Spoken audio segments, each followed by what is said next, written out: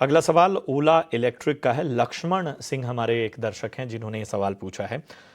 88 रुपए यानी 88 की इनकी बाइंग है और ये भी 1 साल का नजरिया ओला इलेक्ट्रिक में लेकर चल रहे हैं।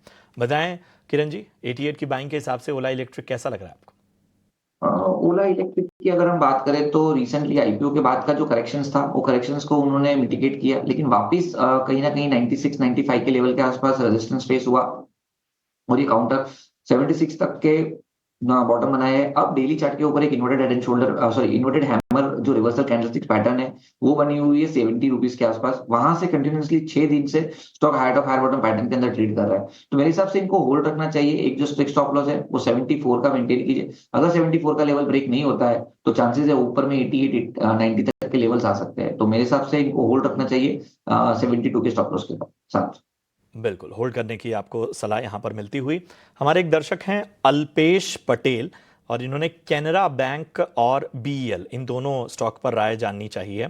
कैनरा बैंक 125 के भाव पे इन्होंने लिया हुआ है किरण जी, और बीईएल 325 के रेट पे इन्होंने लिया हुआ है। पूछ रहे हैं कि क्या नजरिया बन रहा है इन दोनों पे। कैनरा बैंक की अगर हम बात करें तो पीएसयू ओवरऑल बैंकिंग सेक्टर आप देखोगे तो लास्ट फेब्रुवरी बजट के दिन जहां पे काउंटर थे ऑलमोस्ट सभी काउंटर वहीं के आसपास ट्रेड कर रहे हैं, तो एक बड़ा सा स्लो पॉइजनिंग हमने देखा है कि डाउन ट्रेंड ये पीएसयू बैंक के अंदर आ चुका है। अब डेली चार्ट के ऊपर देखोगे तो ओवरसोल्ड टेरिटरी से ये बाउंस करने की कोशिश कर रहे हैं, लेकिन इसकी जो long term moving average like 100 and 200 उसके नीचे ट्रेड कर रहा है, तो थोड़ा कॉशियस अप्रोच रखना चाहिए। एज ऑफ नाउ जो एक वी शेप रिकवरी आई है उसको देख के ऐसा लग रहा है कि 109 1010 तक ये काउंटर आ सकता है। तो नई खरीदारी के लिए तो यहाँ पे सलाह नहीं रहेगी, लेकिन जिनके पास है वो 95 के स्टॉप लॉस के साथ होल्ड रखे। ऊपर में 110 तक की गुंजाइश है, अगर 110 का लेवल क्रॉस होता है उसके बाद यहां से एक बड़ी तेजी एक्सपेक्टेड है। तो ये है नज़रिया आपको कैनरा बैंक पर मिलता हुआ। चलिए बढ़ते हैं आगे और अब हमारे खास सेगमेंट की बारी है और इस सेगमेंट का नाम है वीआईपी शेयर्स।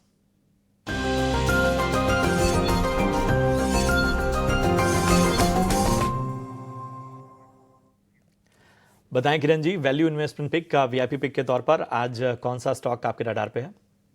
सो एक इंश्योरेंस पिक हम दे रहे हैं जीआईसीआरई हमने लास्ट वीक में भी डिस्कस किया था, कहीं ना कहीं जब 400 रुपए के आसपास था। उसके बाद हम देख रहे हैं कि लगातार ये counter height of higher bottom pattern के अंदर ट्रेड कर रहा है और आज भी अच्छी खासी एक बुलिश कैंडलस्टिक पैटर्न के साथ ट्रेड कर रहा है।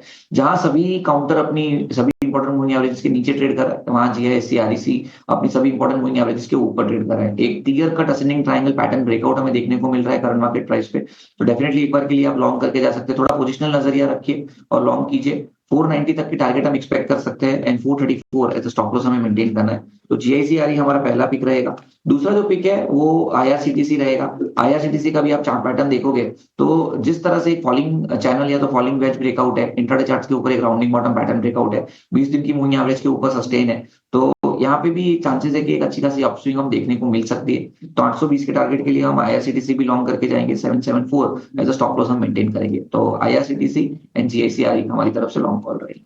तो आईआरसीटीसी 820 के लक्ष्य के लिए और जीआईसीआरई भी खरीदारी की राय किरण जी की राय में, और यहाँ पर लेवल जो हैं वो 490 के हैं। किरण जी,